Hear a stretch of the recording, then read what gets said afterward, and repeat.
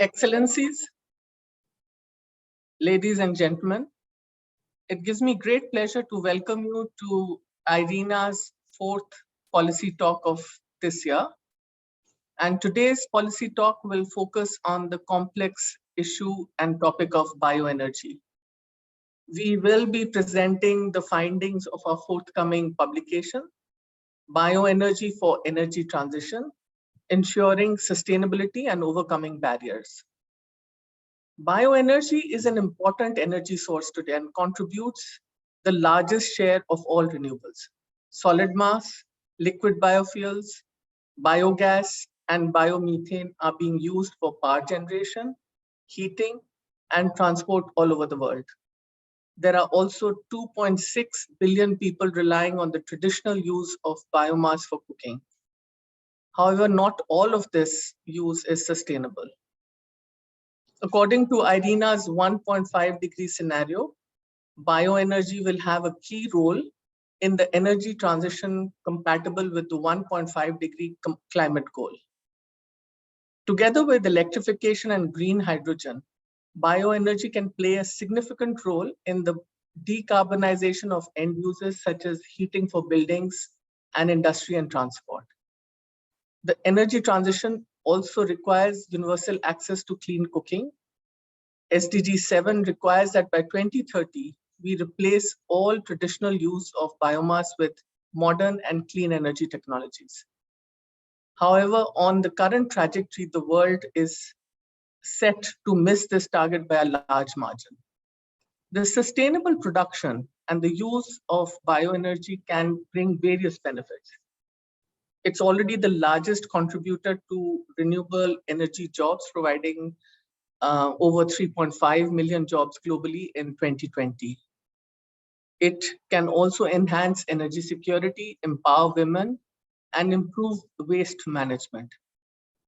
However, realizing these benefits requires more than just ambition, policies, and investment to address existing barriers. The most fundamental element of bioenergy policy making is ensuring that sustainability along the whole supply chain. It requires tailored policy measures, collaboration of all stakeholders, and coordination amongst many sectors.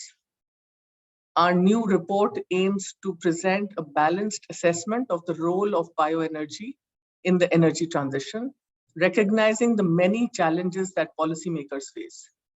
It analyzes the current status and barriers to the deployment of bioenergy in different sectors. It examines policies and best practices to address barriers and to ensure sustainability. In today's policy talk, we have also invited experts with different backgrounds to provide their insights into this complex topic. We hope that this can provide useful information for policymakers and support the sustainable development of bioenergy. I would now like to hand over to my colleague, Feng, Program Officer at the Knowledge, Policy and Finance Center of IRENA. He will now present the major findings of this report. Let me thank you all for joining us today, and I wish you fruitful discussions. Thank you.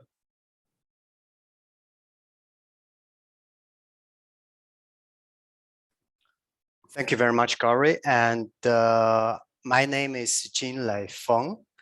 I am the Program Officer at IRENA. Today, I would like to share some findings of our report, Bioenergy for the Energy Transition, Ensuring Sustainability and Addressing Barriers.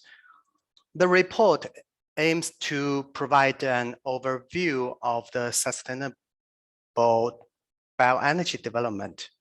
It analyzes main barriers and opportunities and also policy options to ensure sustainability, but also scale up the deployment for key end users.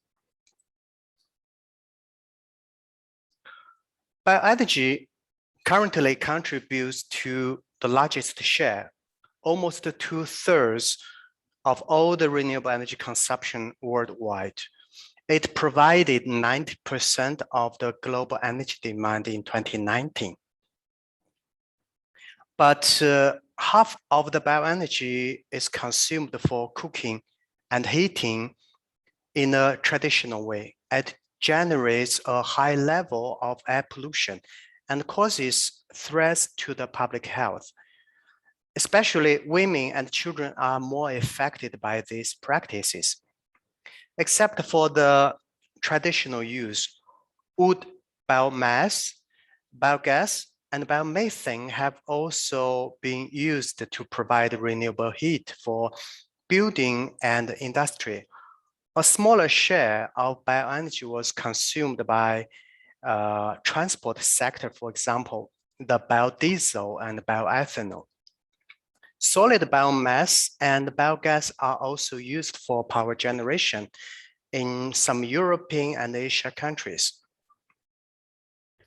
Modern bioenergy plays an important role in the global energy transition. In IRENA's 1.5-degree scenario, it will contribute to 70% of total final energy consumption by 2050. The bioenergy could provide medium and long-term solution for many sectors for which there are few other renewable options available. Meantime, biomass feedstock supply would need to increase. The increased biomass supply brings potential benefits, but also negative impacts. The bioenergy sustainability is a complex topic. Sustainable bioenergy practice can bring some benefits. We all know that greenhouse gas reduction, environmental and socioeconomic benefits such as land restoration, job creation, and also increased income for farmers. But if not managed well, the bioenergy supply chain and the use could cause negative impacts in many different ways. As you can see, we summarize the potential impacts into three categories, and it doesn't list all possible impacts. One reason is that assessing these impacts can be very highly context, location, and skill dependent. It must be based on the specific location and other circumstances that characterize the management of feedstock production. I would like to highlight two examples. The bioenergy generated from waste streams, they can have extra benefits in emission reduction, especially when the biogas and biomethane produced from waste residue, such as landfill and manure. The bioenergy production share similar issue with agriculture and forests in terms of the impacts on biodiversity. For example, large-scale monocultural plantations may also negatively impact the biodiversity and many environmental aspects. Competition with food production is also a long debating topic. It has also drawn more attention under the current situation. So these sustainability risks present an important challenge to the bioenergy deployment. International bioenergy trade is part of the complexity. Major bioenergy commodities include wood pellets, biodiesel, and bioethanol. The European Union is the main destination you can see from the map. And the exporting countries of bioenergy are very diverse, coming from countries in North America. As you can see, the US export a lot of bioethanol and the solid biomass, and also South America, such as the soy-based biodiesel from Argentina, and also Asia countries. In 2019, the trade of biodiesel was around 10% of total global production. The major products are soy-based biodiesel from Argentina, palm-based biodiesel from Indonesia and Malaysia, and also used cooking oil-based biodiesel from China. These three types of biodiesel were accounted for 90% of 2019's global total trade volume. The United States and Brazil are the largest exporter of the bioethanol. And the global trade of wood pellet accounted for 30% of total production. Countries from North America, Southeast Asia are major exporters. I would like to highlight that in East Asia, the consumption of solid biofuels in power plants has also grown significantly, especially in Korea, Republic of Korea and Japan. The growth in international bioenergy trade has raised debate over the sustainability and triggered the development of certification schemes. A comprehensive policy framework is necessary to ensure the sustainability. The solutions and measures are highly context-specific according to the location, social condition, and the local political and regulatory capacity. But overall, the policy framework should include sustainability-based target setting and long-term planning, cross-sectoral coordination for the bioenergy, sustainability governance supported by regulations and the certificate schemes, as well as the integration of bioenergy policymaking with SDGs. Bioenergy policymaking requires substantial cross-sectoral collaboration, not only energy and climate change, but also with agriculture, forestry, industry, environment, rural development, and also many other sectors. In this way, we can try to align with broader plans beyond the energy sector. A regulatory framework dedicated to bioenergy could play a crucial role. And many certificate schemes have been developed to help companies to demonstrate their compliance with the regulation. The linkage between bioenergy and SDG, the many linkages could help policymakers and stakeholders in identify the best approach and framework to deploy bioenergy in the most sustainable way. Southeast Asia provides a good example of analyzing this complex topic. This region is home of nearly 15% of the world's tropical forest. In the report, we briefly analyzed the three cases, including palm-based bioenergy in Indonesia and Malaysia, the biofuels from underutilized and degraded land in Indonesia, and wood-based bioenergy in Vietnam. Give an example. We all know that the potential strategy to expand biomass supply is to actively use the underutilized and degraded land. In Indonesia, from the left figure, you can see Indonesia has abandoned non-forest land that actually categorized as not actively used for agriculture. But in that context, activating this land needs to avoid potential conflicts because some cases of this underutilized land may be occupied by local communities for the small-scale farming. In Vietnam is the largest pellet exporter in this region because of the large-scale timber plantation in the last decades. However, the plantation is dominated by the non-native tree, but fast-growing species. So measures actually are needed to promote other native species for the productive use in the plantation and afforestation projects. In addition to the sustainability risks, bioenergy deployment faces various cross-cutting barriers. This including the policy uncertainty. the complex institutional structures, the weak supply chains and higher cost, and many others. A wide range of policies and regulatory instruments are needed to tackle these barriers. Some available policies include a long-term strategy, targets on bioenergy mandates, and financial and fiscal incentives, etc. Our policies also analyzes barriers and policies specific to each end use, including the cooking, heating in buildings, electricity generation, industry, and transport.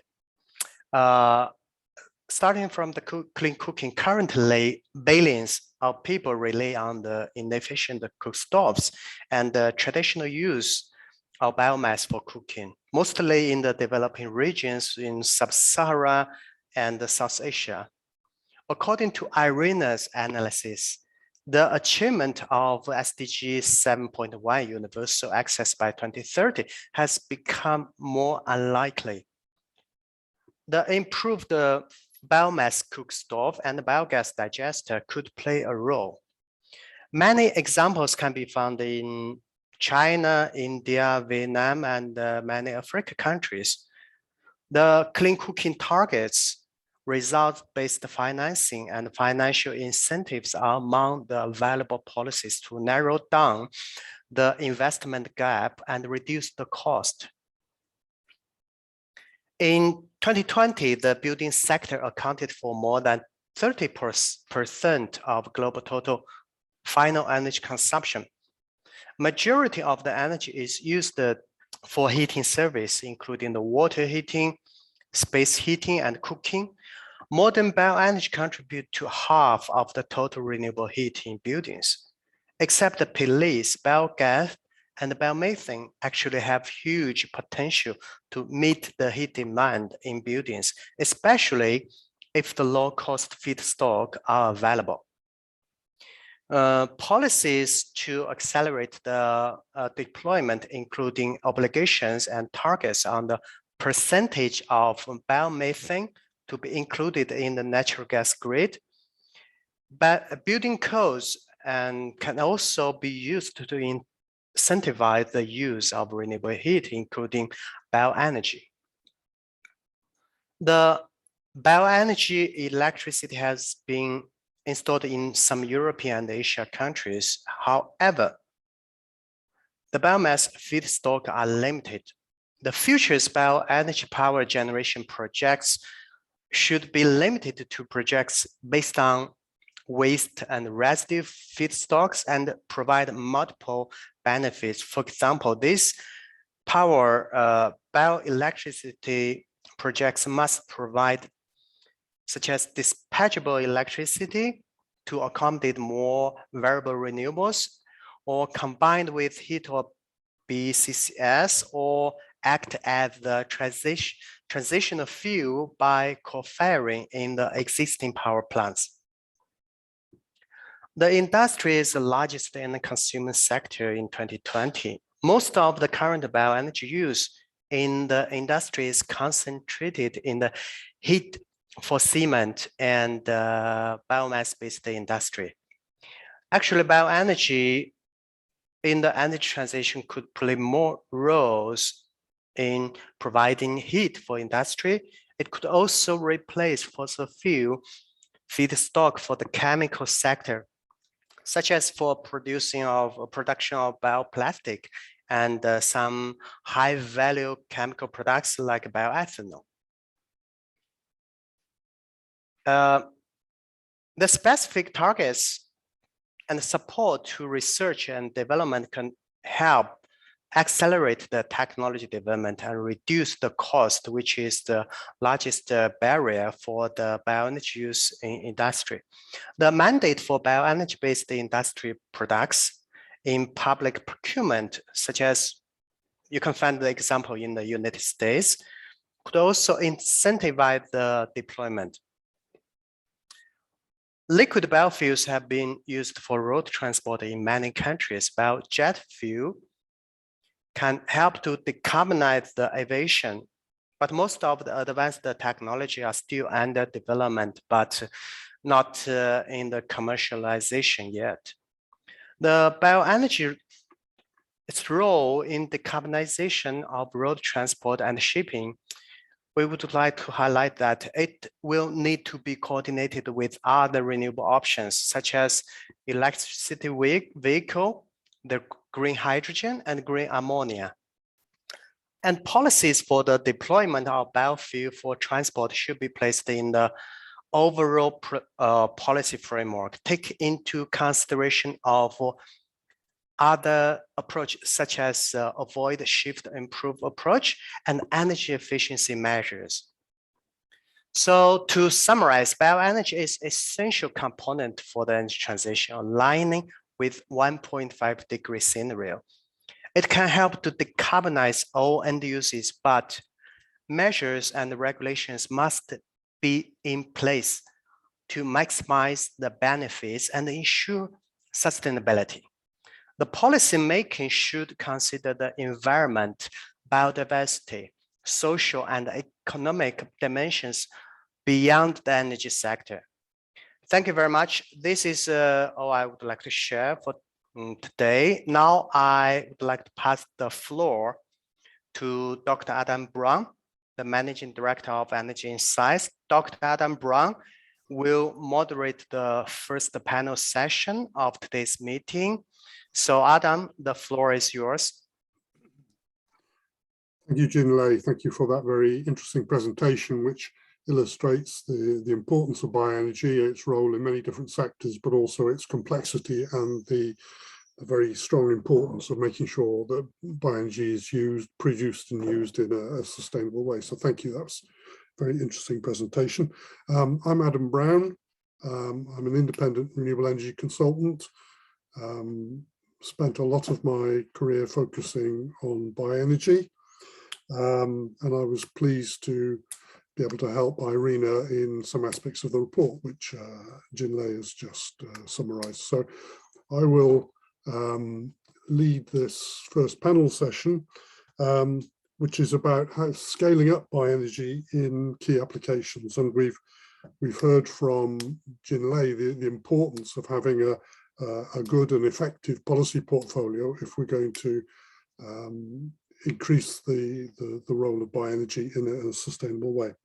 We have a very good panel of 4 panelists who will participate in this session. We have Johannes Bahr from the European Commission, who's the team leader in the unit of decarbonisation and sustainability of energy sources in DG Energy.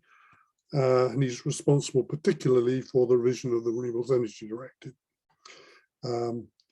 We have Toshimasa Masayama, who leads the forest and climate work in the Forestry Agency of Japan. And he was, earlier than that, he was at IRENA and contributed to many of the reports there. And I think he says he's speaking today in a personal capacity rather than as an official representative of the government of Japan. We have Bharadwaj Kumamaru, who is the executive director of the World Bioenergy Association, a member-based association concerning solid biomass, liquid biofuels, and biogas. And last, but by absolutely no means least, we have Irini Dipadua, who's the policy director of Bioenergy Europe, focusing on advocacy on bioenergy policies at the EU and international level. So a very interesting panel with a very global perspective.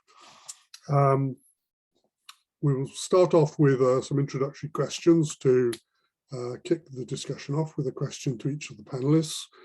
If you have questions in the audience you'd like us to raise, then please put that into the chat. And when we've had the first round of questions, Jin-Lei will highlight to me certain questions from the audience that I can also put to the people, and then we may have another round of questions later on.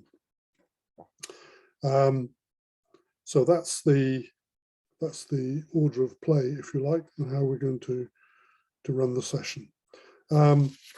So if I can, let me start with Johannes. we've heard from Jinlei about the importance of bioenergy policies.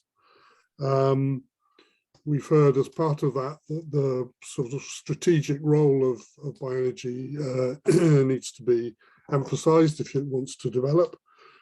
Can you talk a little bit about how you see the role of bioenergy in achieving the 2030 decarbonisation ambitions for the EU? And particularly how you think that the proposed changes to the Renewable Energy Directive are going to influence that? Yes, thank you. Good morning, good afternoon to everybody.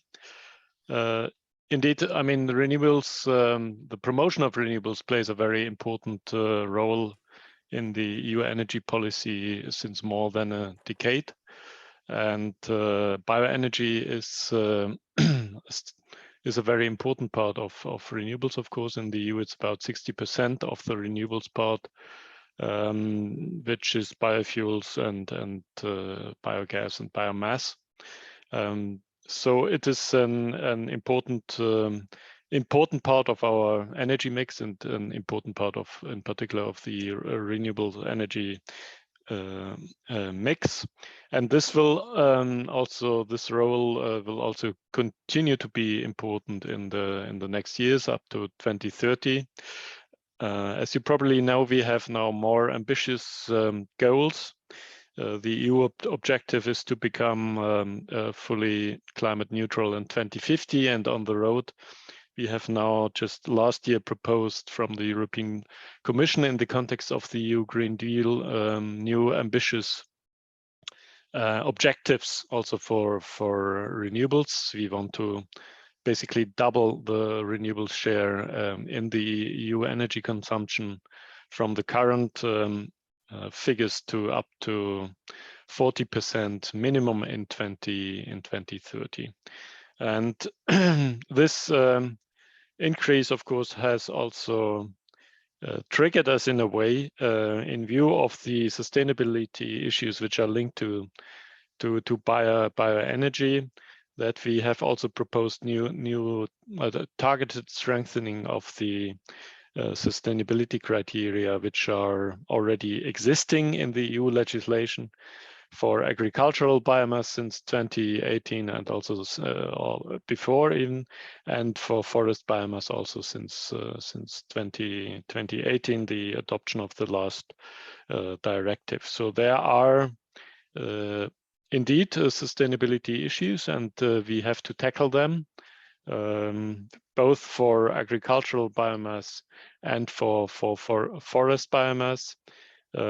We are doing that also now by adding specific criteria in particular to protect biodiversity in forests, for example, but also to ensure that indeed forests can continue to absorb more CO2. And these provisions are currently discussed in the EU framework with the Parliament and with the Council. And we hope that we will have soon an agreement on that towards the end of the year or early 2023. Then this has to be implemented by the member states, and then we can go ahead towards our 2030 targets. Thank you.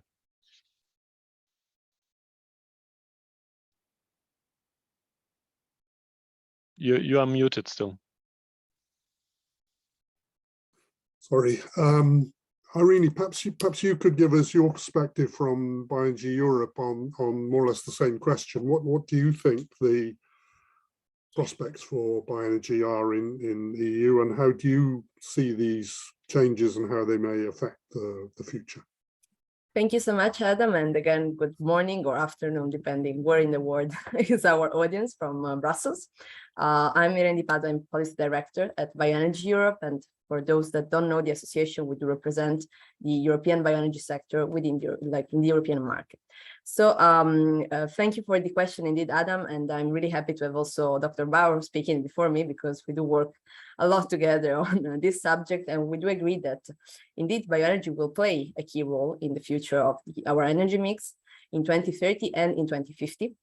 We also agree that sustainability criteria are needed, but I would also like to stress that we are the only solution, only renewable or fossil solution that do as sustainability criteria. And we're really proud of this, because this is important for us to be sure that biomass is harvested, transported, and transformed to produce renewable energy in a sustainable way. But we do also believe that this needs to be a workable and a stable policy framework for the sector. And this was also mentioned by Dr. Feng before in this presentation. It's important indeed to have a stable criteria and to have a legislation that allows the sector to thrive.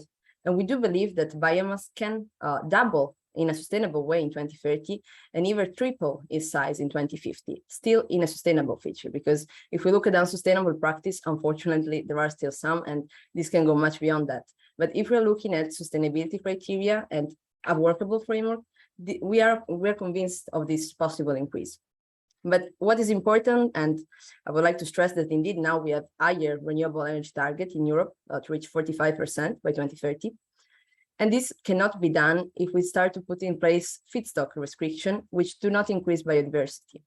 And I'm talking in particular of the proposal on primary woody biomass, which is now into the discussion, which would basically risk to wipe out overnight up to 35% of biomass, because it would basically consider all the wood coming from the forest, be it also residues, result of sustainable forest management practice, or result of wildfires, pests, and other disturbances that are affecting our forest. All of this will not be accounted as renewable and will not be eligible for support, which is really, I think, is not what we need for a sustainable sector in the future. So we do believe we do need a strong and ambitious framework, but this needs to be scientifically sounded, like on a technical basis. And on this, I would also like to stress that indeed, especially if we look at these sectors and these areas where, for instance, wildfires are a problem, there even more we do need a sustainable forest management to make sure that the forest is properly managed and that the results, the residues, are not left to rot on the ground or be burned in uncontrolled fires. So we're really looking forward to the next steps in the legislation, but I'm also really interested to learn what the World Bioenergy Association or the other speakers have to say on this subject. Okay, thank you very much, Irina. Let's just give Johannes a moment to respond to that, and then we'll turn to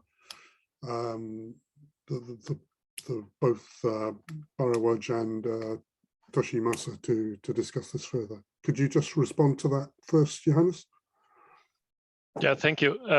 So indeed, I think we have to recognize that there are some specific sustainability issues with different types of bioenergy. Land use is certainly one issue. Then air pollution is also an issue which has to be tackled. And one of our avenues in the EU is also, and this was part of the previous presentation, is also to look in particular at waste, at the use of waste and residues. And I think this is a very important part, should be a very important part of the sustainability discussion. So the way of using more and more waste and residues and looking for maybe other avenues which are environmentally and in terms of carbon sink more viable for roundwood, for example, but also for other, of course, for agricultural products. I think this is one of the important avenues for the future, and so I think also new technological solutions will be needed in order to explore fully the potential of waste and residues. In the EU, we now have particularly looked also as we need to replace Russian fossil fuels. We have looked in particular to the role of biomethane and biogas, but there also we think that their production should be based mainly on waste and residues. Thank you. Okay, thank you for that. Let's broaden the discussion a bit and go to get a Japanese perspective. Toshimasa, could you tell us a little bit about what's happening in the Japanese bioenergy market? As many of us know, the market there for biomass for power generation is really growing strongly. Can you tell us a bit about that? How's that happening? And do you have a sustainability response to that also in Japan? Thank you. Yeah, thank you, Adam. Thank you for having me. As noted in the introduction, bioenergy is a very complex issue, but I think the complexity is not only associated with the sustainability issues, but also this is very much associated with the variety of feedstocks.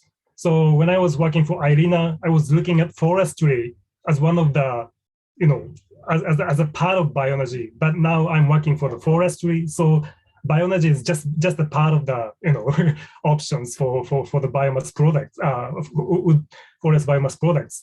So the challenge is to how to look for the best intersection to maximize the synergy.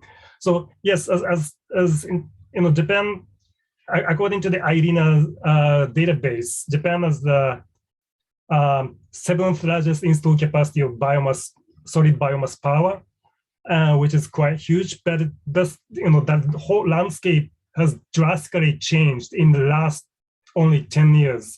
The feed-in tariff only came into effect in the year 2012, which was just 1 year after the Fukushima incidents.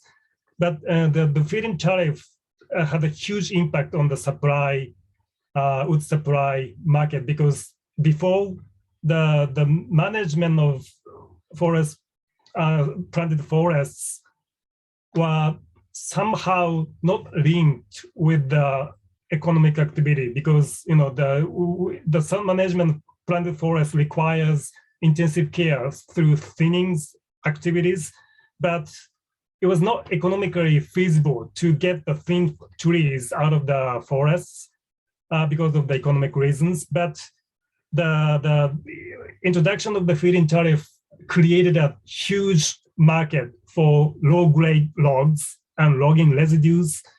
So I think it makes sense to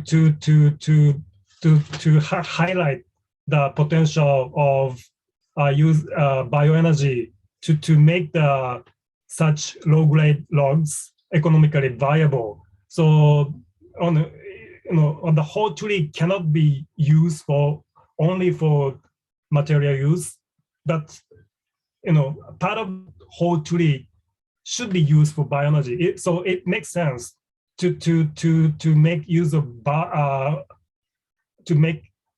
a part of a whole tree for bioenergy. So although I'm very much conscious about how the sustainability discussion is going on in Europe, but I think this is very important aspect we should consider. And so, yes, sustainability criteria has already incorporated in the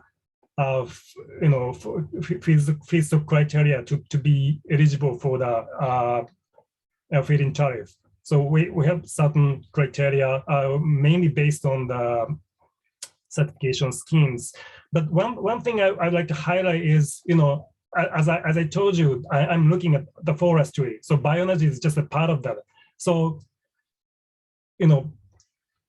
feedstock production is an integrated system, so which produce only a bioenergy feedstock as well as feedstock material use. So let's say wood materials have also huge mitigation potential through substituting energy intensive materials such as steel and concrete. So the good news is that an increasing number of high-rise buildings using wood as a main building element is successfully completed, and there are many more projects prone to be constructed. So we have discussed the potential of hydrogen, for example, to decarbonize the hard-to-abate sectors, but also, forests can be part of the whole solution to decarbonize the hard-to-abate sectors. So we need to look at, broadly how forests can be part of the whole solution to achieve the net zero goals. Yeah, thank you. I stop here.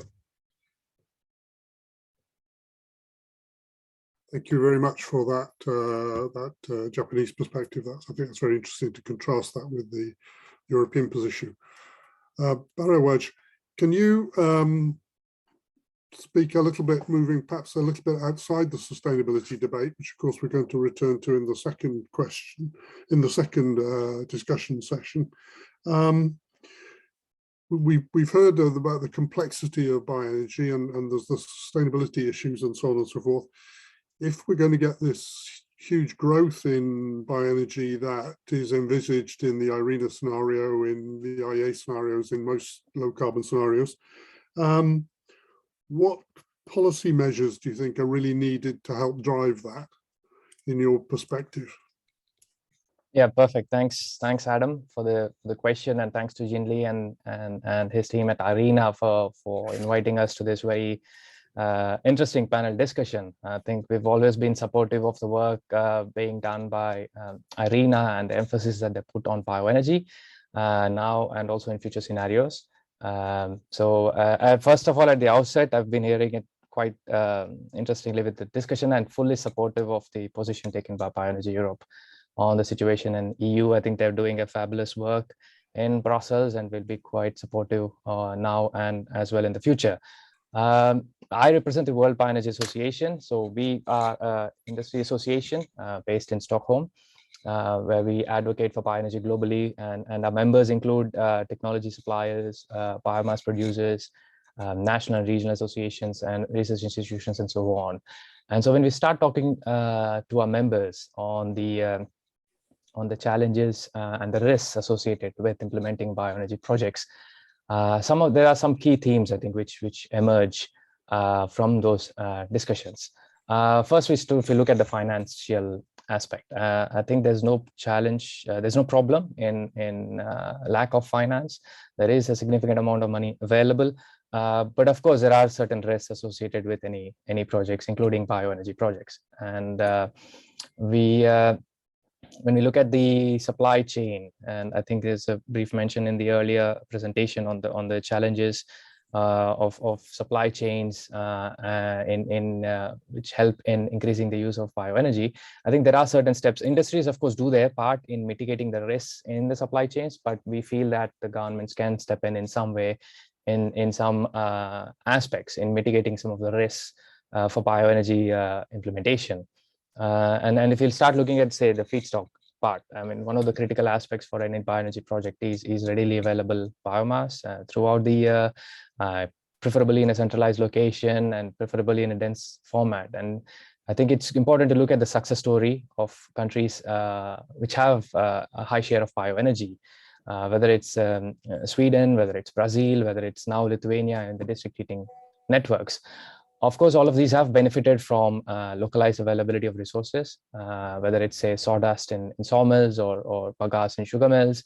And I think they've been quite successful in increasing their shares of renewables in their energy mix because of that.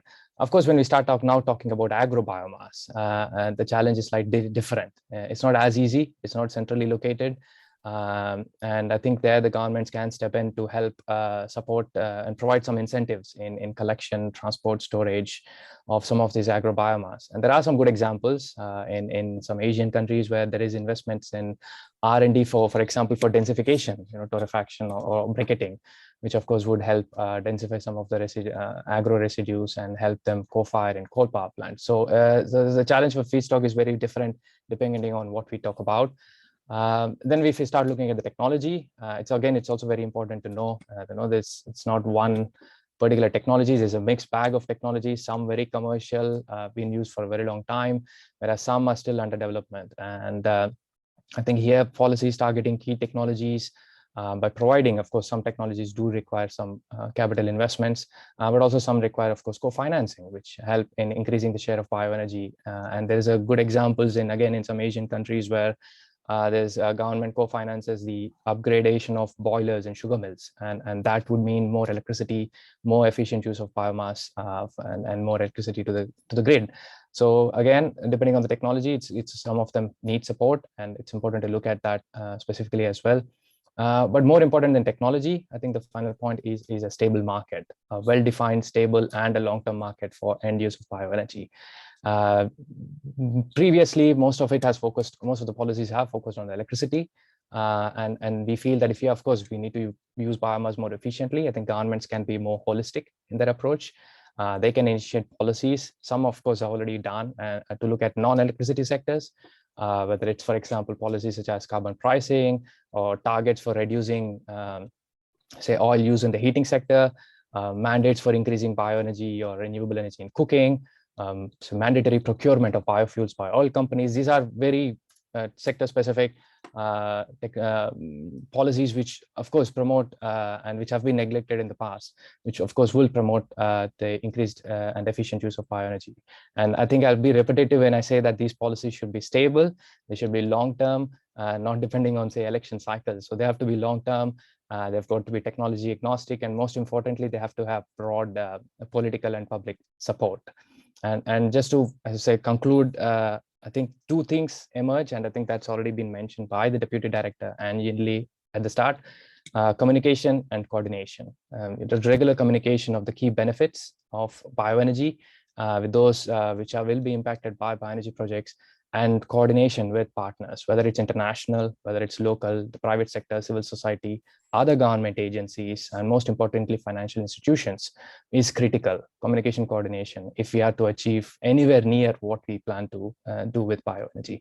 I won't touch much on sustainability because I think the second panel will be discussing that. So I'll stop here, and if there's any other further questions, happy to answer. Okay, thank you very much for that, which has opened up the discussion quite a bit away from the sustainability issues we were already getting into.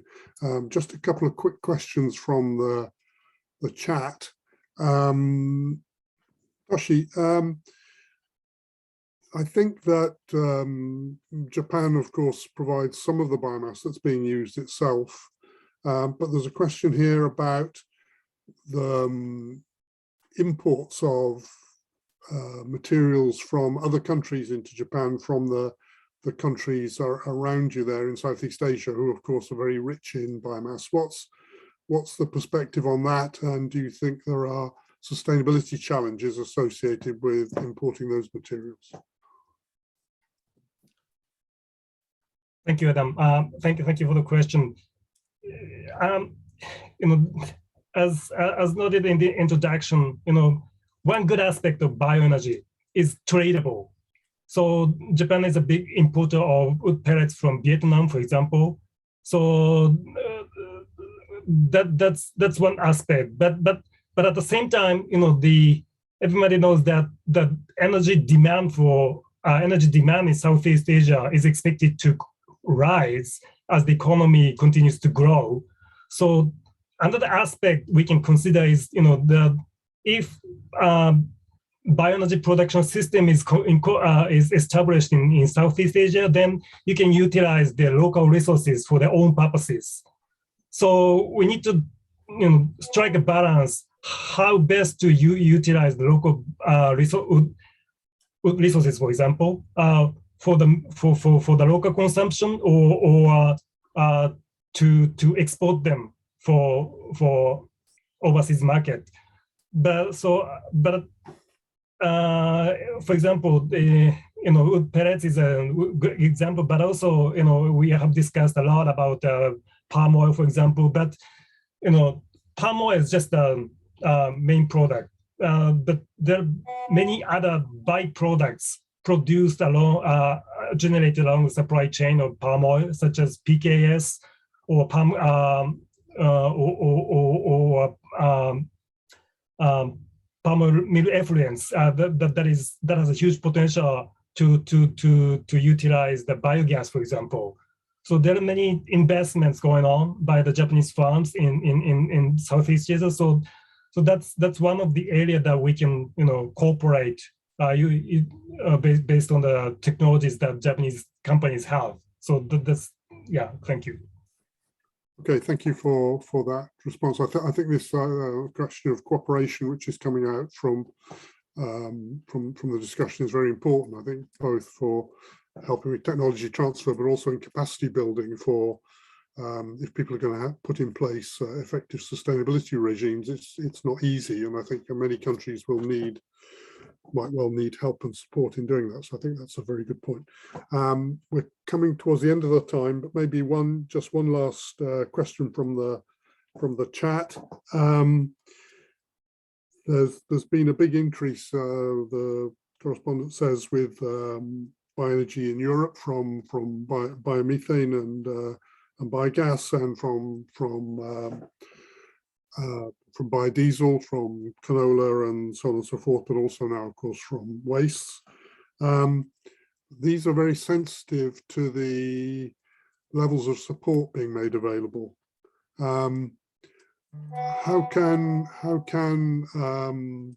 What's needed to produce these stable market conditions that we need in terms of support not coming in and out or dropping down significantly?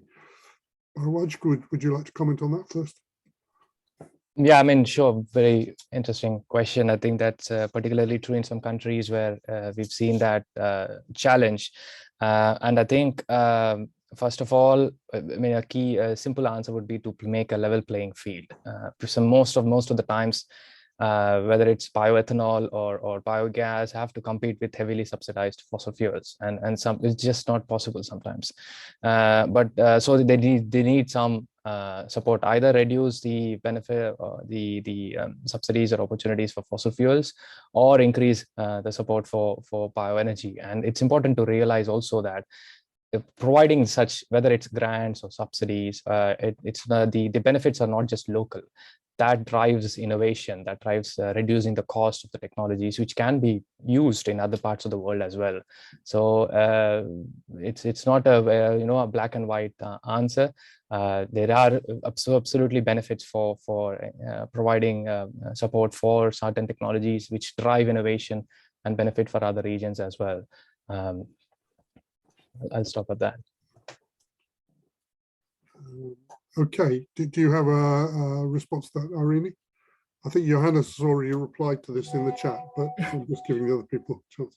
Yes, I don't know if Johannes also wanted to intervene, but I can go first and then leave him the floor. So I completely agree with what has just been said, and indeed, it doesn't just apply to biofuels and biogas, it applies to the full bioenergy sector, including also solid biomass.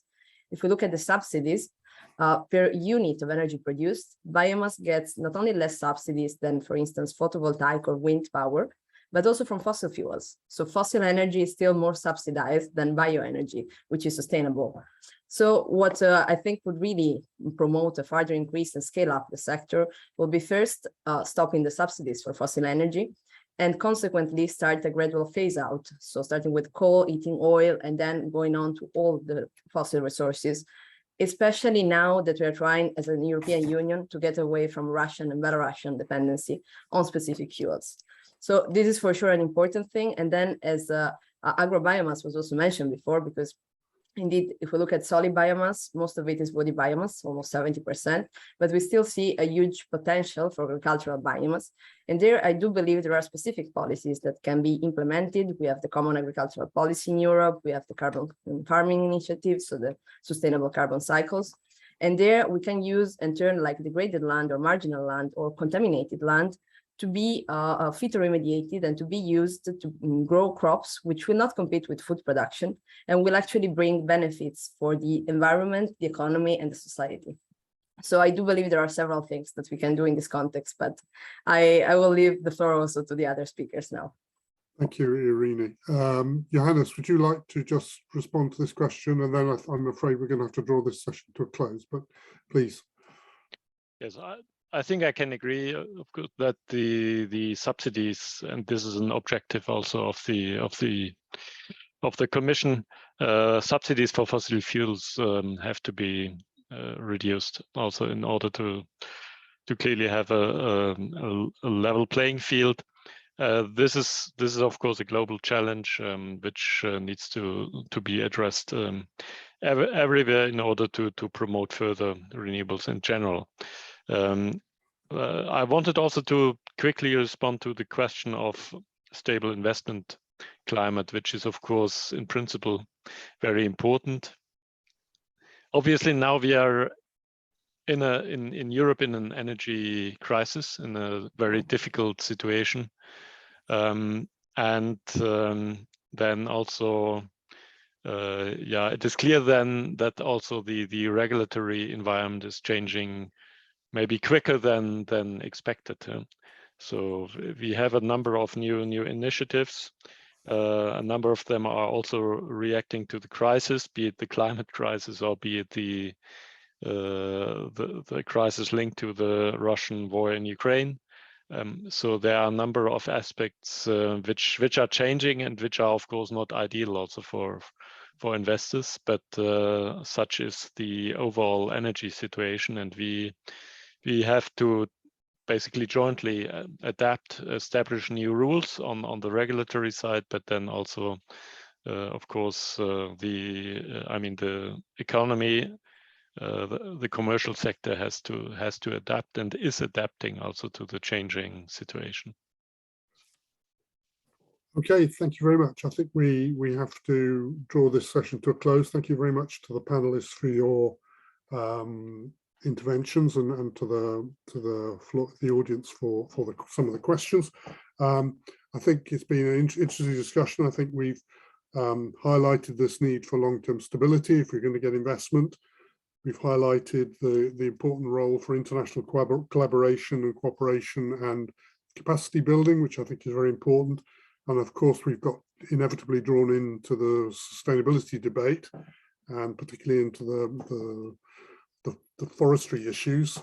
If I can just put my prejudice into the pot, I think that if we're not careful, we have a bit of the tail wagging the dog, that actually what we should think about is what makes sustainable forestry, and sustainable forestry is different in different places, and the role of bioenergy in that will also be in different places. And we shouldn't try and have a too black and white. We should think first what's good sustainable forestry practice, and then what's the role of bioenergy and how it fits into that. But anyhow, I'm just abusing my position as a facilitator to make that point. So sorry about that. Okay, well, thank you very much for that very interesting discussion. I think I now pass over to Ute, who's going to lead the next discussion, focusing on sustainability. Thanks. Yes, thank you, Adam. My name is Ute Collier. I'm the Deputy Director of the Knowledge Policy and Finance Center here at IRENA. And as Adam said, we'll focus or delve even deeper into the sustainability issues in this next panel. And I'd like to welcome 4 panelists to join me to discuss this. So first of all, we have Dean Cooper, who's the Global Lead for Energy at WWF International. We've got Michela Morese, who's a Natural Resources Officer at the FAO, but also Executive Secretary of the Global Bioenergy Partnership. Then we have Fosiso Sola, who's a scientist at the Center for International Forestry Research and World Agroforestry.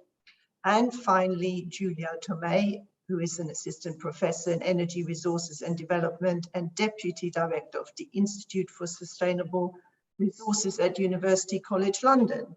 So as you can see, diverse panel, although you may have noticed we've reversed our gender imbalance in this one as well. So overall, we're balancing out nicely.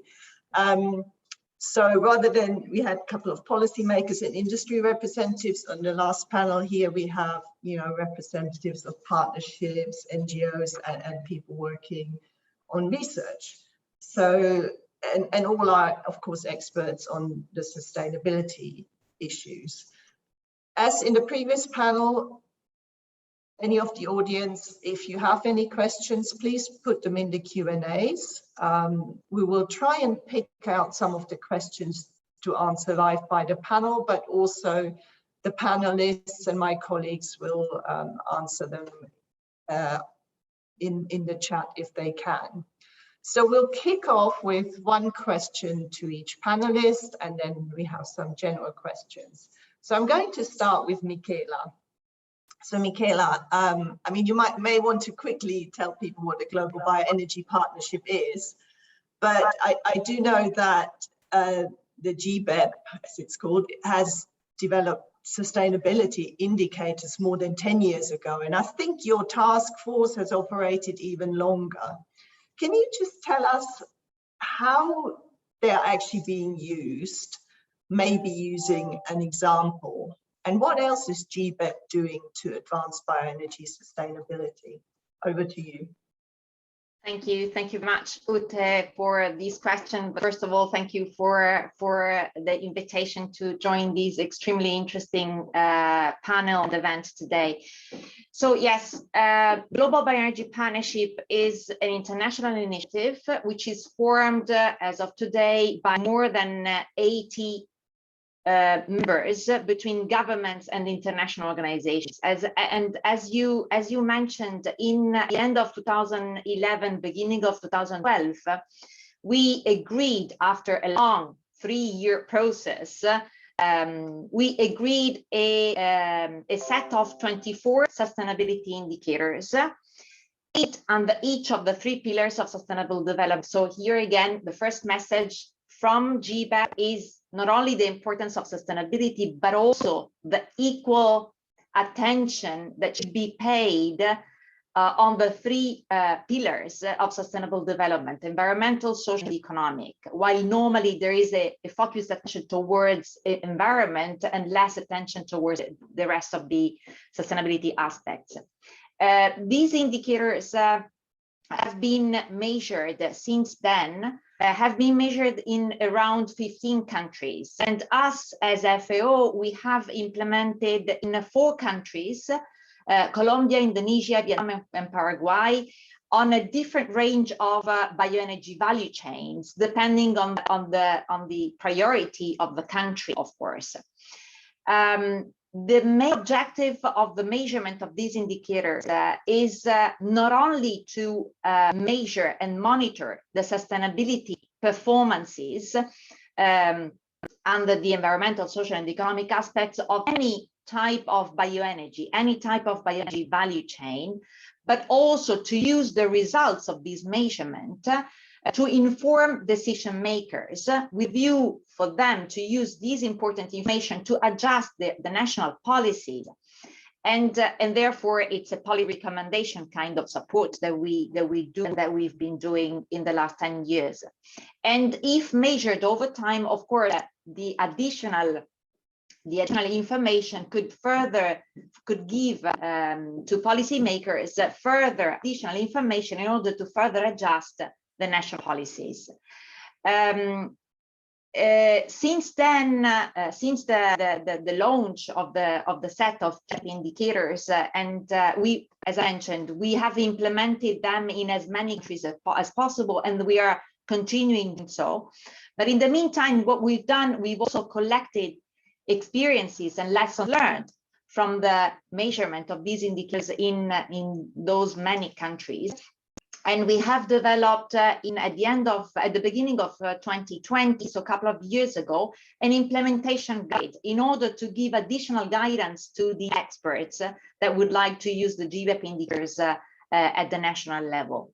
In addition, we've just recently developed a rapid implementation framework. So an additional tool that would allow experts and policymakers to use the GBEP indicators for a quick, rapid sustainability assessment, and then go into the details if needed and where needed under the 24 sustainability indicators. So we've provided experts and policymakers with the full set of indicators, and on the other side also with the tool that will allow for a rapid implementation application. Final word is, in addition to sustainability, what GBEP does is a lot of capacity development. So we've heard from the previous panel, the importance of sustainability. So that's one of the added value of GBEP. We've heard the importance of policy making and the stable policies. So the use of the GBEP indicators here again for policy making and stability of policies. And we also work on training in order to not only on the GBEP indicators on the importance of sustainability, but also on the importance of the use of byproducts that was mentioned just before. For example, trying to give the appropriate value byproducts that are otherwise left on a side, while it's very much necessary to consider bioenergy in the context of the wider bioeconomy. I would stop here and leave the floor to the other colleagues, and happy to respond to questions in the chat if useful. Thank you. Thank you, Michaela. Let me come to Dean. Dean, as we heard, obviously, nature, environment, biodiversity is one aspect of sustainability. Now, WWF launched a coalition last year at the Glasgow COP, which aims at protecting nature in the energy transition. And of course, IRENA is one of the founding members. In your view, thinking specifically about bioenergy, how can we ensure greater integration of nature into energy policy making and implementation? Great, thanks very much, Ute, and very pleased to be here. Thanks for the invite. Also, very pleased to hear what Maria is saying about the sustainability issues, which obviously we agree with very much. And in fact, even Adam in the last session, very important points about just the differences in different places, which I think are important to apply to bioenergy and to the natural environment. So to manage the link between energy and nature, we need to make sure that the decision makers involved are really fully aware of all the issues. For example, I've spent 30 years, more than 30 years in the clean energy sector, but it was only after joining WWF did I really realize the significance of the impact on nature. Now, all energy supply causes damage to the natural environment. Renewable energy is certainly the best option that we have available, but there's still disruption that needs to be managed. Now, to address this for all involved, so that's the private sector, policymakers, financiers, technology suppliers, etc. We established, as you said, at COP26, this coalition linking energy and nature for action. Emphasis on the action, not just the words. And the founders of that were energy and nature organizations. So you mentioned Ute, IRENA, together with WWF, also the Alliance for Rural Electrification. But then on the nature side, BirdLife International, the Nature Conservancy, also the founder members, and ICLE, in fact, the cities and the buildings demand for energy being a significant contributor. So a first goal for this coalition's clean action is to achieve greater understanding of the energy nature issues by all of these stakeholder groups. And that's not just the global perspective, but also the local context. And bioenergy in particular is a complicated issue. I think everybody agrees. IRENA's work in this has been very helpful, and we all realize that the solutions are not straightforward. It's not just the range of bioenergy, so from biomass to biogas and biofuels, but also the national context, the local context of its use. So we're currently carrying out now a review across our network to understand better the issues on the ground. Some quick examples in WWF Singapore, WWF Indonesia are looking at palm oil, which is the most widely consumed vegetable oil on the planet. Indonesia provides about half of the world's supply, and that makes palm oil a significant contributor to national economic prosperity in Indonesia, since the industry lifts locals out of poverty by providing over 4.5 million jobs. But the deforestation that's necessary to expand palm oil plantations is devastating to the forest areas and the wildlife. And palm oil production has led to a 25% deforestation rate. That's the highest in the world. Now, this land clearing releases carbon to the atmosphere. It also causes wildfires, and that's a critical cause of reduced biodiversity. So critical issues we need to address. In Kenya, another one, bioenergy is critical. It's 80% of the population relies on it for energy use. So we've been promoting sustainable use. WWF Kenya has piloted several biogas systems, briquetting technologies in various local landscapes. But we've also provided input to Kenya's bioenergy strategy, which the government's developed to guide the sustainable use of biomass resources. Now, highlighted in the strategy are the sustainable production and efficient use of biomass, waste to energy conversion, and development of biofuels. But it also explains that, and I'm just reading here from the strategy, demand for bioenergy has its downside as it can pose a risk of loss of biodiversity, including loss of natural habitats. These mainly result from intensification of agricultural production for bioenergy, and also the possibility of introduction of non-native invasive species. So this is a good example of how to work with the policymakers to ensure they consider how to manage bioenergy sustainably under local circumstances, including the impact on nature. Now, we often talk about developing countries when we think about bioenergy, but we also have to consider the other extreme. So take the US, for example, where biofuel production still carries risks related to land use change, water consumption, food competition, and the natural environment. So we think about advanced use, this is aviation fuel. It's still important to highlight the need for sustainability safeguards of some sort for sourced biomass. So for compliance programs or policy initiatives, adhering to such safeguards really needs to be a prerequisite, and ideally should include certification against a sustainability standard, such as that from RSB in the Roundtable on Sustainable Biomaterials. The US is also considering various policy measures to incentivize alternative aviation fuels. So that means providing appropriate incentives for moving to more advanced biogenic feedstocks, such as agricultural residues, just to make them scalable. And it's important that biofuel policies don't skew incentives towards already scalable and less climate-friendly first-generation sources of biomass. And finally here, I'm just thinking about another advanced use for shipping.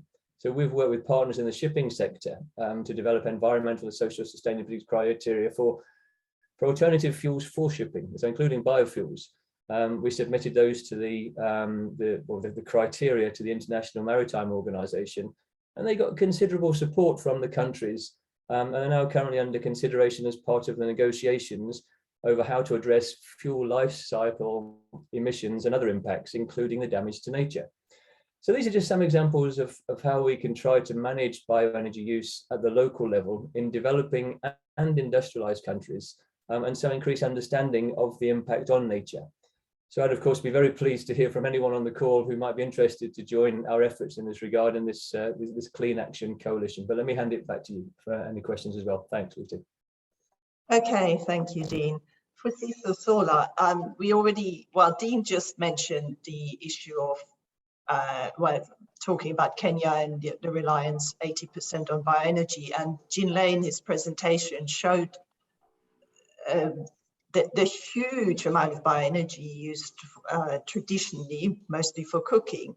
Now, of course, we all know that this has impacts, but on the other hand, in most cases, people don't have an alternative. So it's very challenging across most of Africa, but also some of developing Asia. In reality, while there is a bit of biogas, I guess solid biomass, wood fuel will have to play a role. So what are the opportunities for making this more sustainable in an energy access context? In fact, is there such a thing as sustainable charcoal, for example? Thank you very much, Ute, and good afternoon from Nairobi. Glad to be here. I'm really glad to hear the points that Dean has already highlighted from the bioenergy strategy that the Kenyan government has developed. I just want to pin down on 5 key words that actually define why we are here in Sub-Saharan Africa in terms of bioenergy. And it's really availability, accessibility, affordability, acceptability, and appropriateness. That's what actually has made us remain where we are. In terms of availability and accessibility, most of bioenergy production systems have remained pilots. I don't know how many pilots we have in Kenya of biogas, of biofuel, and so on, but they are not scalable.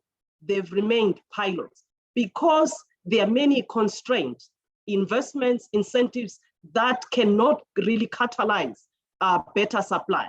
And because there isn't better supply, they are not accessible, even for those people who would like to really shift, transition, and move into those bioenergy products. They are not accessible. There is no distribution infrastructure that can reach the people. But at the same time, affordability is key. How many people in sub-Saharan Africa can afford most of the bioenergy products? Very few. Most of them are living below the poverty datum line.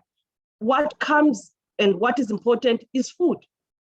No food security when there is no energy security. So they would rather really invest in food fees and things like that.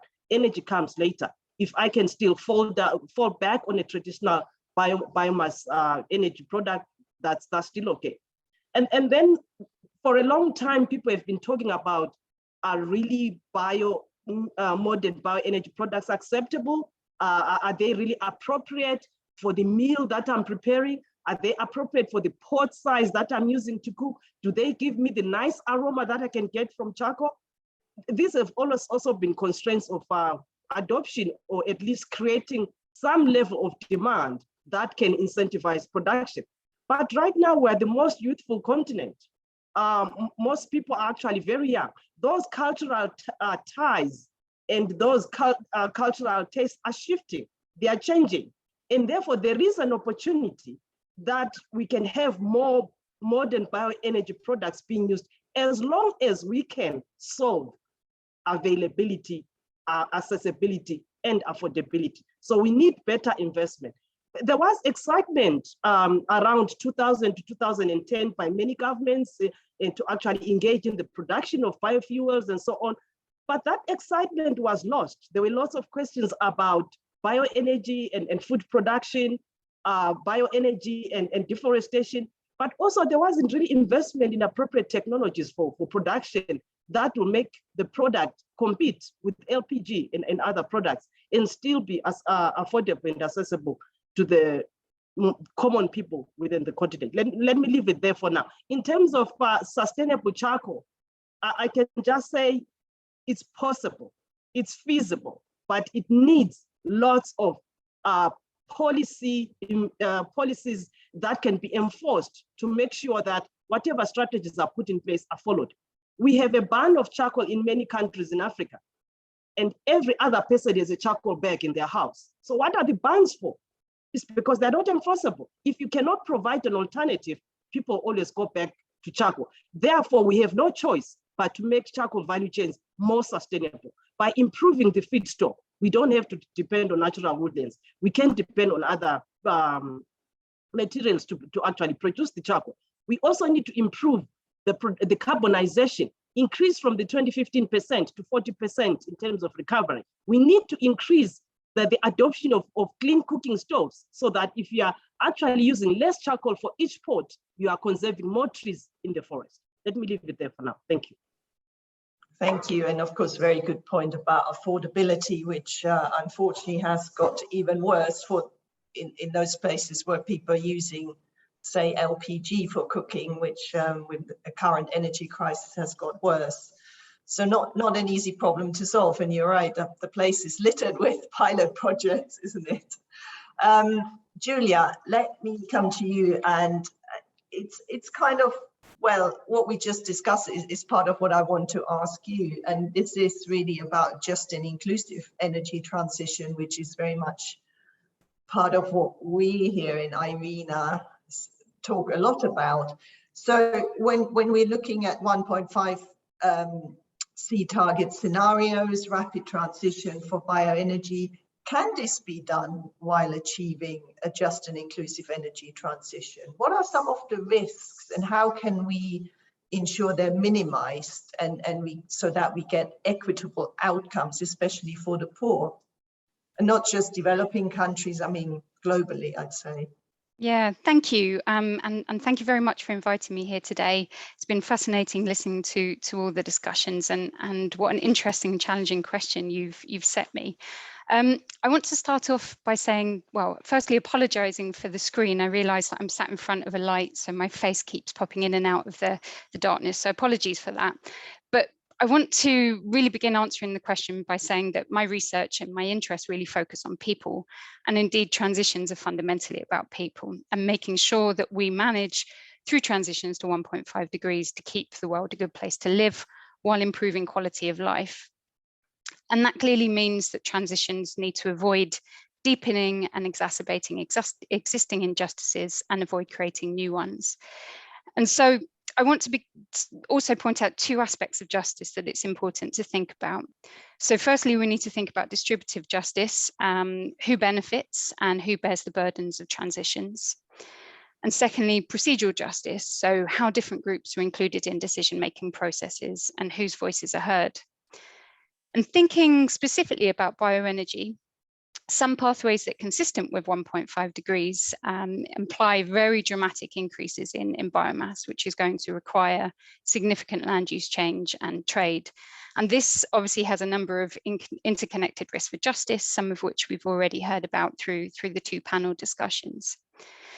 So firstly, thinking about land use change, according to one scenario, as much as 700 million hectares may be required for energy crops by 2050. And that is equivalent to around 45% of current global cropland, which is an enormous amount. Fortunately, most scenarios have much lower estimates, around 200 million hectares by 2050. But as we know, any change in land use is going to have consequences for the communities that depend on that land for their lives and for their livelihoods. And as Dean has pointed out, for the natural environments. So this is going to raise complex issues of land tenure. And as we know, very different actors can have very different conceptualizations of land rights. Which means that land can be subject to differing claims of ownership by different actors, different levels of governance. And as we saw a decade or so ago with first generation biofuels, these land use changes, these debates around land tenure led by international actors or domestic elites can lead to a loss of livelihoods, to forced evictions and even violent conflict. And we really need to avoid repeating these mistakes in transitions to 1.5 and in increasing the use of bioenergy. And as we know, some certification schemes have gone some way to addressing the potential harms. And as we've heard, GBEP obviously focuses on the social dimensions as well. But the inability to kind of quantify and measure some of these social harms remains a problem, I think, with a lot of these certification schemes. On increased trade, there are concerns about where value accrues. So thinking about farmers likely to be paid less, while big plants, industries that source the biomass are expected to take a lot of the revenue. And we'll need to put in place mechanisms that ensure importing countries, importing companies assume responsibility for the changes that they cause. And this is to avoid leakage of impacts abroad. And finally, I just want to highlight thinking about these modeling and more kind of techno-economic approaches to bioenergy. While they're really useful for setting the direction of travel, for showing us where we need to go and what changes need to be made, they often abstract from the very real world changes that the increased use of biomass implies. And I'm thinking about people, but again, about nature here. And we live in a complex, messy world that models can't represent, which means we need to think about some of those synergies and trade-offs that we've heard about across policy domains, across scales, across countries, across different end uses. And for thinking particularly about procedural justice, that means we'll also need to think about how we involve different actors in decision-making, not just the decision makers, the policy makers, the industries, but also those marginalized groups and those most affected by these changes if we're going to avoid that unjust transition. Thank you. Thank you, and thanks for pointing out some of the shortcomings of models. Of course, yes, it is all about people. It has to be about people, and we often get sucked in by, oh, you know, here's the great promise of this or that technology. In the end, that's almost meaningless. We haven't got much time, so I just want to throw a last question at the whole panel, and it's kind of following on from what Julia said. It's this sort of idea of, well, trade-offs, and maybe we need to accept that there are some trade-offs. as we go forward with the energy transition. How do we assess these trade-offs to advise policymakers what to do? Who would like to take this one? Dean, go ahead.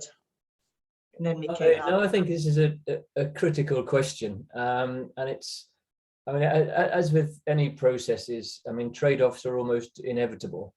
But it's, I think, a bit about sort of the short-term and a longer-term perspective. So we need to sort of think about now what can be acceptable, particularly with sort of energy crisis issues involved.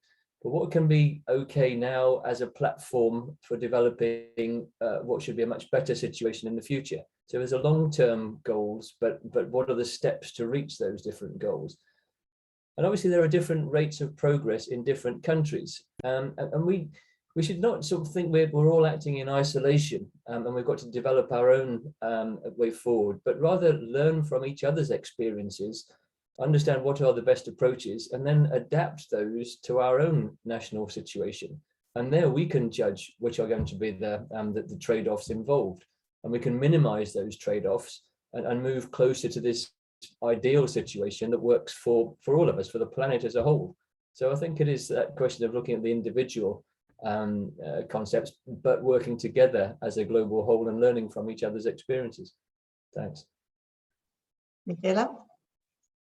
Thank you very much. Well, I would like to echo what Dean has already mentioned, in the sense that trade-offs are inevitable, but the objective of our extreme efforts in terms of sustainability is trying to reduce at minimum the risks and trying on the other side to take out the best from the opportunities for the local population. Indeed, the context specific approach is very much, I mean, it's essential, it is really essential.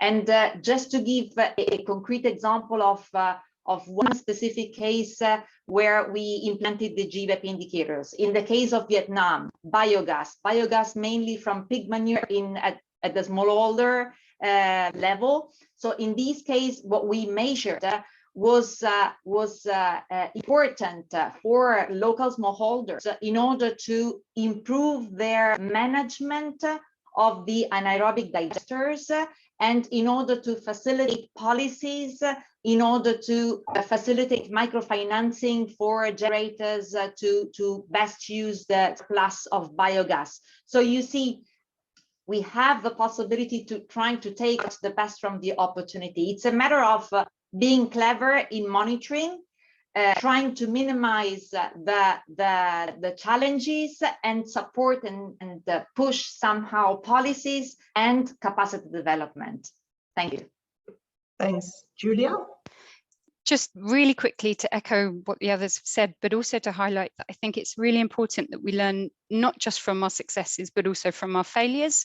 And I don't think we do enough to talk about what doesn't work and what we've learned from what hasn't worked and what has had these unintended consequences and what we can do to address some of those failures.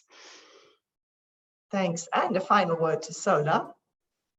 Yeah, I just wanted to also talk to trade-offs, but also the question that is on the Q&A, that not all answers will come from policy, not all answers will come from government, but answers will also come from all the stakeholders. Bottom-up approaches will work, and also just the consumers. For instance, we might not get a transition in Africa in the next decade, but we are having what we are calling static. People are reducing the amount of traditional wood fuels in their energy budget, but they are not transitioning, which means that slowly there is a shift, but it's not a total transition. And that should also be recognized and be talked about and be analyzed and critical to say how much does it contribute to net zero development or to actually in the transition debates. Thank you. Okay, thank you, everyone. I really enjoyed that last half an hour, and I'm sure we could continue discussing for at least another half an hour, but unfortunately we're out of time. So I quickly want to pass over to my colleague Abia Ferruki to do some short closing remarks. Yeah, I won't be long. We only have 30 seconds. I want to thank everybody. And just maybe to contextualize the discussion a bit further, I think it was a very nice discussion. It was really interesting, and I think the bioenergy sector illustrates very well the many challenges that the energy transition brings with it. And you were speaking about trade-offs, and Dean was speaking about disruptions. We call them misalignments in our work at IRENA. And the socioeconomic or macroeconomic modeling we do is translating the technology avenues into socioeconomic variables, where we clearly see that the impact on welfare and on people and on society. And I think as long as we don't tackle in parallel the more structural or systemic aspects of the energy transition, the conditions and the economic structures that countries are endowed with at the moment that we are starting or continuing this energy transition, I think we're bound not to maximize the benefits from that transition. So just thank you again to everyone. Congratulations to my team for a great job, and thank you to all the experts who have contributed to it. And I hope that we can look at the complexities of the energy transition in general and really make this energy transition an opportunity for development and greater equality. So thanks a lot to everyone, and bye.